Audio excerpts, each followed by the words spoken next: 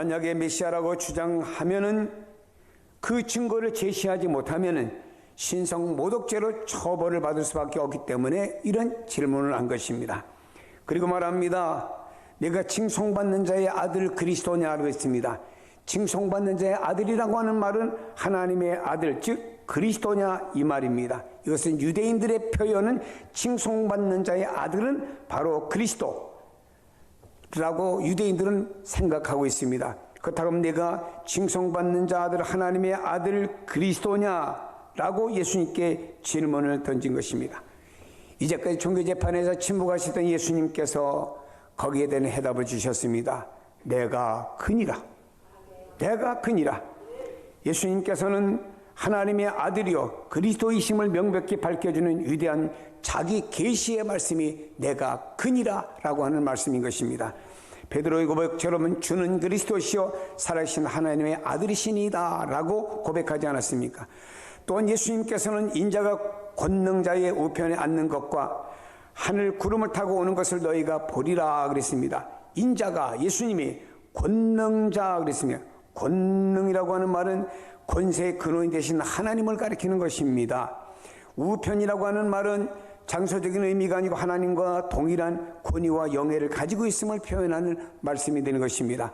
구름 타고 온다고 하는 말은 장차 주님이 십자가에 죽으시고 부활하시고 승천하시고 재림주로 하나님의 전권을 위임받은 심판자 재림주로 오는 것을 모든 사람이 볼 것이라고 하는 말씀이 되는 것입니다. 다시 말해 예수님은 하나님의 아들이십니다. 예수님은 이 세상의 모든 것들이 피조물들이 존재하기 전에, 다시 말해 세상의 모든 것들이 창조하기 그 이전부터 영원부터 계셨습니다. 그래서 이 세상을 창조하실 때 우리들의 모양을 따라 이렇게 말씀하신 것은 왜 하나님께서 이렇게 모든 것을 만드시고 인간을 만드실 때 복수를 쓰셨습니까? 그것은 바로 그 안에 성부와 성자와 성령 삼일체 하나님 복수를 그래서 쓴 것입니다. 이렇게 예수님은 영원 전부터 계셨습니다. 그러나 사람의 몸을 입고 이 세상에 오셨습니다. 예수님은 죽기 위해서 유대 땅 베들레헴에 오신 것입니다. 예수님은 죽기 위해서 하늘 영광 버려두시고 종의 몸을 입고 종의 형체를 가지고 이 땅에 오셨다라고 말씀하고 있습니다. 하나님은 돌아가실 수가 없잖아요. 영원하신 하나님, 영이신 하나님이 어떻게 돌아가십니까?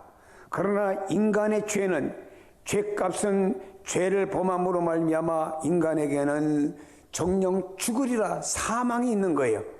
사망이 있는데 여러분 이 죄값은 사망인데 사망을 대속하기 위해서 구약시대 때는 하나님께서 이스라엘 백성들에게 양이나 염소나 송아지나 비둘기를 통해서 그의 피를 가지고 속죄하는 은총을 베풀어 주었는데 이것은 사실 완전히 속죄가 된 것이 아니고 구약시대 때 이런 짐승의 피 가진 죄가 덮어진 것뿐입니다. 그러다가 신약에 와서 예수 그리스도께서 오셔서 십자가 치심으로 말미암아 십자가에서 그 모든 죄악, 구약과 신약의 죄들이 폐기 처분되었다는 사실을 믿으시기를 바랍니다. 그러므로 예수님은요 하나님은 죽으실 수가 없잖아요. 그래서 사람의 몸을 입고 이 땅에 오신 하나님이 바로 예수 그리스도입니다. 예수님은 십자가에서 죽으셨습니다. 그 죽음 비참하고 고통스러운 죽음이셨습니다.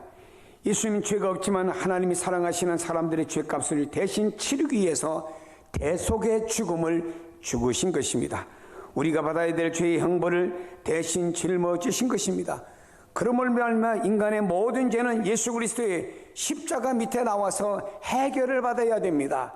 인간이 여러 가지 우상을 섬기고 수많은 죄악을 범함으로 말미암아 이 땅과 부정화되어서 여러 가지 이 땅에는 이상한 일들이 벌어지고 있습니다만 이 모든 죄가 바로 예수 그리스도 앞에 나와서 십자가 앞에서 그 모든 죄가 해결을 받아야 된다라고 하는 것입니다. 십자가만이 우리의 모든 죄를 해결하는 능력이 그 안에 있는 줄로 믿습니다. 예수님은 죽은 지 사흘 만에 다시 살아나셨습니다. 하나님이 그를 다시 살리신 것이죠. 이것은 예수님의 승리입니다. 죄의 승리, 사망의 승리, 마귀의 승리 되는 것입니다. 우리가 다시 살아날 것에 대한 진이 보증이 되어 주시기 위해서 예수님은 먼저 살아나셨다고 말씀하고 있습니다. 예수님은 하늘로 승천해 올라가셨습니다. 하나님 우편에 계시다가 예수님은 그곳에서 사랑하는 우리들을 위해서 지금도 기도해 주고 계시고요. 예수님 다시 이 땅에 오실 것입니다. 그리고 이렇게 말씀하십니다. 요한복음 11장 25절에 말씀하기를 예수께서 이르시되 나는 부활이요 생명이니 나를 믿는 자는 죽어도 살겠고 무릇 살아서 나를 믿는 자는 영원히 죽지 아니하리니 내가 믿느냐라고 그랬습니다. 예수님이 이렇게 말씀하십니다. 나를 믿어라. 나를 믿는 자는 영원히 살리라 라고 말씀하고 있습니다. 예수 그리스도가 역사에 있어서 차지하는 비중은 그 누구도 부인할 수가 없습니다. 예수 그리스도를 통해서 시작되는 역사를 기원전 BC라고 부르고요. 그리고 예수님 오신 다음을 기원 후 AD라고 나누어져 부릅니다. 그리고 예수님의 삶과 가르침은 지금도 수많은 사람들에게 영향을 끼쳐왔고 끼치고 있고 그분의 탄생 이후 2000년이나 세월이 지나왔지만도 여전히 예수님은 인류 역사상의 가장 놀라운 인물로 우뚝 서 있는 것을 보게 됩니다. 역사를 히스토리라고 부르죠. 이것은 바로 히스라고 하는 말과 스토리라는 말의 합성어가 된 것입니다. 여러분, 히스토리는 뭡니까? 인류 역사가 바로 한 사람의 생애에 관한 이야기다 이 말이에요. 한 사람이 누군가요? 한 사람이 누구지요? 인류의 역사는 바로 예수 그리스도에 관한 이야기라 이 말입니다. 창세기에 보면 아담이라는 인물을 말씀하고 있습니다마는 아담이라는 사람은 그가 범죄하고 타락함으로 말미암아 에덴 동을 추방되었고 인간에게 원죄와 또 스스로는 자범죄를 가족에 만들어준 사람이었으면 두 번째 아담 되시는 예수 그리스도가 이 땅에 오셔서 역사의 기원전과 기원 후를 만든 겁니다. 그래서 예수 그리스도를 중심으로 해서 그 전이냐 그 후냐 이렇게 나누어진다라고 하는 것입니다. 이민교 씨가 쓴 복음에 빚진 사람 중에 나오는 이야기를 여러분에게 소개해드리고 싶습니다. 이민교 씨는 원래 원불교 가정에서 태어나서 고아와 장애인에게 온 마음을 쏟아 참 봉사하는 사람이었습니다. 그는 일찌감치 원불교 교육자인 교무가 될 꿈을 가지고 있었어요. 다시 말해 원불교 지도자가 되려고 어느 날 눈이 쏟아지는 날에 고무신을 신고 지리산 천왕봉을 몇 차례 오르내리며 고행길을 걷기도 했습니다. 원불교 전도사를 자처하는 저는 고3 때 의미있게 살자. 그리고 사람들에게 원불교를 전하자. 그래서 고3 때 소록도로 들어가게 되었습니다. 한센병 환자들에게 부처를 믿게 하고 싶어서 할 수 있는 모든 일을 다 해보았습니다. 열심히 헌신하고 희생했고 그들의 마음을 얻고자 최선을 다했습니다. 근데 저들에게 아무리 부처를 전해도 이 사람의 마음을 몰라주는 거예요. 꼼짝도 하지 않습니다. 어떻게 보면은 세월이 지나면서 저들이 야속도 하고 그들을 도무지 이해할 수가 없어서 하루는 거기 한센병 환자인 할머니, 할아버지들에게 질문을 던졌습니다. 그래요. 좋습니다. 이곳에 많은 분들이 예수를 믿고 있는데 좋아요. 예수 믿으면 행복하다는 말도 좋습니다. 근데 솔직히 말해서 한센병 환자가 예수를 믿어서 행복하다는 말은 도무지 나는 이해가 안 됩니다. 어떻게 행복할 수가 있겠습니까? 질문을 던졌어요. 그때는 할아버지와 할머니들, 한센병 환자들이 웃으면서 이렇게 대답했습니다. 그거는 우리가 영원히 살기 때문이야. 우리가 문둥이가 되었기 때문에 예수를 믿을 수가 있어서 문둥이가 안 되었으면 멋모르고 살다가 지옥에 갈 수밖에 없었을 텐데 하나님이 우리를 문둥이로 만들어 주어서 이제 예수님을 믿고 영생을 얻었으니 살아도 천국에서 사는 것이고 죽어도 천국에 갈 수가 있어. 예수님 때문에 우리는 지금 행복해. 그러니까 학생도 예수 믿어야 행복하지. 오히려 전도를 이 스님들 사람이 받았어요. 전생에 당신들의 지은 업보인 죄로 인해서 이 생에 문둥이라고 하는 과업을 받았다라고 하는 부처의 법문을 설법하는 제 입술은 이민교 씨는 점점 닫혀지기 시작했습니다. 그러니 제 속에는 이런 횟수가 새롭게 생겨나기 시작한 거예요. 나를 더 불쌍히 여기는 한센병 할아버지 할머니들의 배짱은 도대체 뭔가? 예수 믿으면 행복해진다는데 도무지 그리스도라고 하는 사람은 누구냐?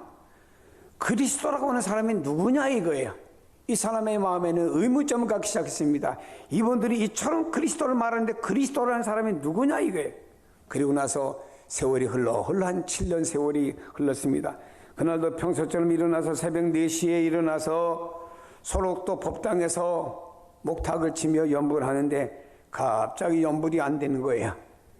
근데 자기도 모르게 연불하는 이 스님 입에서 며칠 후 요단강 건너가 만날이 이 노래가 나오는 거예요. 이 사람 깜짝 놀랐죠. 불자인 내 입에서 이게 무슨 경고망동한 얘기냐. 아니 이 소리를 내가 어디서 들었지? 가만히 생각해 보니까 소록도 한센인들이 장례식 때마다 부르는 찬송가가 며칠 후 요단강 건너가 만날이 이 찬송이었습니다. 그는 법당에서 한참 뒹굴다가 성령의 감동에서 회개하게 되었고 이제는 기독교 전도자로 변한 줄로 믿습니다. 그 사람은 이렇게 말했습니다. 자기는 정말로 예수 믿고 싶지 않았습니다. 그래서 자신이 예수를 믿는다고 하는 것은 전혀 상상도 못했는데 하나님이 나를 그리스도를 믿게 했습니다. 고백하고 있습니다. 부처를 전하던 제가 이방 땅인 우즈베키스탄에 가서 무슬림 지역에서 선교사로 예수님의 재림을 기다리며 지금 예수님을 전파하고 있습니다 하는 그분의 그 책의 한 토막의 이야기입니다.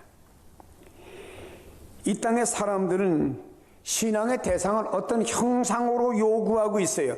우리 안에 종교성들은 다 있습니다. 뭔가를 믿고 싶고 의지하고 싶은 마음들은 다 있어요. 그러다 보니까 사람들은 뭔가 형상으로 있는 것을 더 좋아하고 형상으로 있는 것을 믿으려고 합니다. 그러다 보니까 동남아에서는 불교, 도교 뭐 이런 걸 가지고 유교 이런 거 가지고 어떤 형상을 만들어 놓고 그것도 우람하게 만들어 놓고 그 앞에 오면 사람들이 뭔가 두 손을 모으도록 만들고 향불을 피우고 있지 않습니까? 유럽에 가보세요. 유럽에 가보면요 대형의 성당들이 있고 거기에 마리아 상이 있고 말입니다. 천사상이 있고 거기에 성인들의 상이 있고 예수님의 형상을 만들어 놓고 거기서 많은 사람들이 또 합장을 하고 있습니다. 중동에 가보세요. 모슬림이라는 이 지역에는 말입니다. 어마어마하게 성전을 크게 지어놓고 하루에 5번씩 와서 사람들이 알라 하면서 기도하는 모습을 지금도 볼 수가 있지 않습니까? 남미도 마찬가지입니다. 거기에 캐톨릭의 영향을 받았기 때문에 아프리카에 가보세요. 토속적인 신앙을 가지고 거기서 춤추며 지금도 경배하는 이런 나름대로의 신앙을 가지고 있습니다. 모든 사람들한테는 형상을 만들어 그 형상을 경배의 대상으로 세워서 거기에 가서 부복하고 싶은 것이 인간의 심정들이죠. 일반적인 것입니다. 자, 그러니 예수님의 제자 가운데 빌립이라는 제자가 있습니다. 주여 아버지를 우리에게 보여주옵소서. 그리하면 족하겠나이다.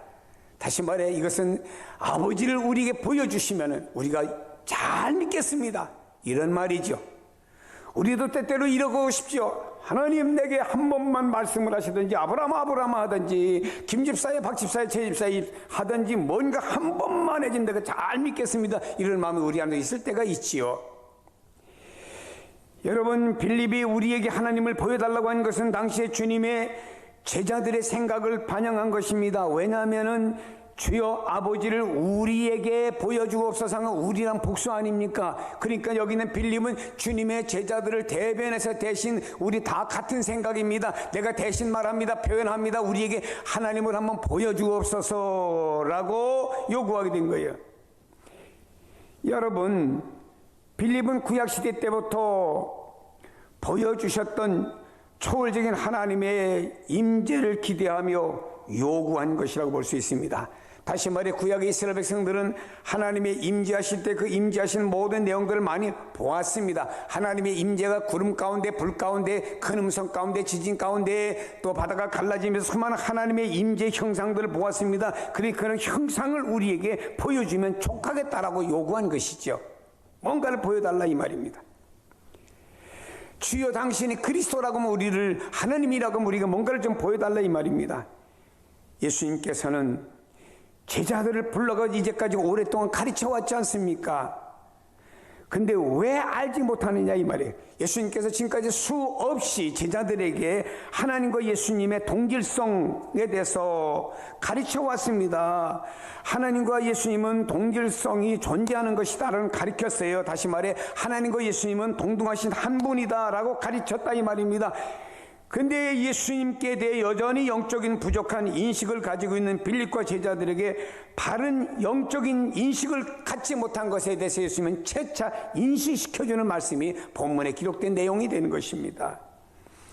여러분, 하나님과 예수님은 서로가 서로를 보완해주는 존재가 아닙니다. 완전한 동질성을 가지고 계심을 설명해 주는 거예요. 다시 말해 하나님과 예수님은 하나라 이 말입니다. 오늘 성경 본문에도 말씀합니다. 내가 아버지 안에 거하고 아버지가 내 안에 계신 것을 내가 믿지 아니하느냐. 내가 너에게 이르는 말을 스스로 하는 것이 아니라 아버지께서 내 안에 계셔서 그 일을 하는 것이라고 말씀했습니다. 또한 요한복음 15장에 가면 그리스도와 우리와의 관계도 말씀하고 있지 않습니까? 주님께서 내가 내 안에 거하며 라고 말씀하지 않습니까? 그 이유는 내가 전해준 말씀을 내가 믿으면 내가 내 안에 거하는 자가 되고 내가 내 안에 거하는 사람이 된다. 주님 말씀하셨잖아요. 이제 여기서 말씀하고 있습니다. 이제 내가 아버지 안에 거하고 아버지가 내 안에 거하는 것을 믿으라 이 말입니다. 믿으라 이 말입니다. 성부와 성자가 동등하다 이 말입니다. 예수님은 신적인 권위를 지닌 것이 성부 하나님과 동일하다 이 말입니다. 11절에 말씀합니다. 내가 아버지 안에 거하고 아버지께서 내 안에 계심을 믿으라. 그렇지 못하거든 행하는 그 일로 말미암아 나를 믿으라 그랬습니다. 여기에 존재론적인 측면, 사역적인 측면에서 성부와 성자 간의 동질성을 믿으라고 거듭 요구합니다. 이 내가 전해주는 말씀을 통해서 성부와 성자 간의 동질성을 믿으라 이 말입니다. 그러나 내가 전해주는 말로 못 믿겠다고 하면은 나를 통해서 병든 자가 일어나고 죽은 자가 살아나고 하나님 아니면 할 수 없는 기적이 나타나고 있지 않느냐. 행하는 그 일, 하나님은 아니면 할 수 없는 그 일이 주님을 통해 나타나는 그 일을 통해서 이 표적을 보면서라도 너희가 나를 믿으라 이렇게 말씀한 것입니다. 여러분, 성도들이 하나님의 말씀 속에서 하나님과 예수 그리스도의 동등됨을 믿지 못하면 여러분 삶 속에 나타나는 하나님의 도우심과 기적을 통해서 예수 그리스도를 믿으라고 강조하고 있습니다. 여러분 예수 믿고 오늘까지 오면서 여러분 삶 속에서 이런 고백하잖아요. 하나님 나와 함께 하셔, 하나님 도와주셨어, 하나님 은혜를 베풀어 주셨어. 뭐 이런 걸 여러분이 생활 속에서 뭐 건강이나 삶이나 자녀나 모든 속에서 다 증거들 있잖아요. 그걸 갖고라도 바르게 믿으라 이 말이에요. 어제 한 가정이 이사를 해서 이사 예배를 드리러 갔습니다. 전에 살던 집보다 엄청 더 큰 집으로 이사를 왔어요. 근데 말하기를 우리는 전에 살던 집에 그 돈으로 이곳으로 이사를 왔습니다. 이해가 안 가잖아요. 근데 전에 살던 그 집의 주변이 재개발된다 하는 소식이 뜨면서 그 살던 집이 1억 7천이 올랐답니다. 그래서 냉큼 팔았대요. 팔고 나니까 또 그 재개발이 보류되었다 해서 6천만 원이 또 떨어졌대. 이번에 팔았는데. 근데 일가정이 2주택이 안 된다 하니까 이분이 현재 이사 온 집의 주인이 자기가 살려고 집을 쫙 위층에다가 1억 들여서 리모델링을 다 해놨고 심지어 베란다까지 천장까지 편백나무로 다 완벽하게 집을 너무너무 잘 꾸며놨더라고요. 근데 이 양반은 또 분당과 성남에 이중에 집이 있는 바람에 하나를 팔아야 되는데 이거를 또 이 양반은 6천만 원 다운시켜서 팔았답니다. 그러니까 이분은 여기서는 왕창 남았고 여기서는 또 내려갔고 그래갖고 하나님의 은혜로 이 좋은 집을 장만했습니다. 그러더라고요. 아니 내가 보니까 드라마를 써도 이런 드라마가 없어. 뭔가요? 증이나 그리스도에 대해서 못 믿겠으면은 삶에 나타나는 증거를 통해서라도 하나님이 함께 하심을 믿으며 그리스도를 믿으라 이 말이에요. 왜냐하면 하나님께서는 믿음이 없으면 기뻐하지 않습니다. 우리는 하나님은 한 분이십니다. 그분은 삼위가이십니다. 성부와 성자와 성령이 계십니다. 우리는 고백하지 않습니까? 어디서 성경에서 우리는 보고 듣고 믿지 않습니까? 성경에 보니까 하나님께서 아브라함이 여호와를 믿음에 의롭게 여기셨다고 말씀하고 있습니다. 그러므로 하나님이 우리에게 요구하시는 건 믿음이에요. 그리스도를 향한 믿음입니다. 여러분, 그리스도를 향한 믿음이 없으면 하나님 기뻐하지 않습니다. 그래서 우리가 이 마지막 시대 때 바른 믿음을 가지고 바르게 그리스도를 믿고 바르게 그리스도께 고백하는 것이 아주 중요한 줄로 믿습니다. 그리스도는 하나님과 동등된 분이에요. 분리된 분이 아닙니다. 그리스도는 곧 하나님이셨습니다. 우리의 죄를 해결하기 위해서 잠시 동안 육신을 입으신 것뿐이지만 다시 하나님의 위치로 부활승천에 올라가신 분이에요. 사랑하는 여러분이여, 그러므로 6절에 말씀합니다. 예수께서 이르시되 내가 곧 길이요 진리요 생명이니 나로 말미암지 않고는, 누구로? 예수로 말미암지 않고는 아버지께로 올 자가 없느니라. 예수님께서 길이라고 말씀하고 있습니다. 죄인인 인간이 하나님께 이르는 길은 예수님밖에 없다, 이 말입니다. 많은 길 중에 한 길이 아닙니다. 유일한 길이 한 길밖에 없습니다. 죄인인 우리가 하나님 앞에 나아가는 길은 예수님을 통하여야 된다, 이 말입니다. 그래서 우리는 평생 동안 다른 건 몰라도 예수 믿는 일에서는 말이에요, 물러서거나 머뭇거려서는 안 되는 거예요. 여러분, 아무리 코로나19가 창궐할지라도 우리 마음속에 예수 그리스도를 믿고 그분에 대한 고백하는 믿음은 변해서는 안 되는 거예요. 사랑하는 여러분, 예수님이 진리라고 말씀합니다. 진리는 하나님께서 당신 자신을 인간에게 계시해 준 거예요. 하나님이 계시해 주지 않으면 인간이 하나님을 알 수가 없습니다. 볼 수 없습니다. 들을 수 없습니다. 그래서 내가 너희들에게 진리를 계시해 준다. 그 진리가 누구냐? 바로 예수 그리스도가 진리인 거예요. 참된 진리가 되시는 예수님을 보고 배워서 우리는 진리 위에 굳건히 서서 흔들리지 않는 성도가 되기를 축복합니다. 예수님은 생명이십니다. 왜냐? 예수님이 생명의 창조자예요.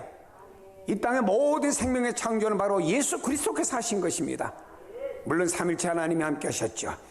그렇기 때문에 모든 생명은 하나님께로부터 부여받은 거예요.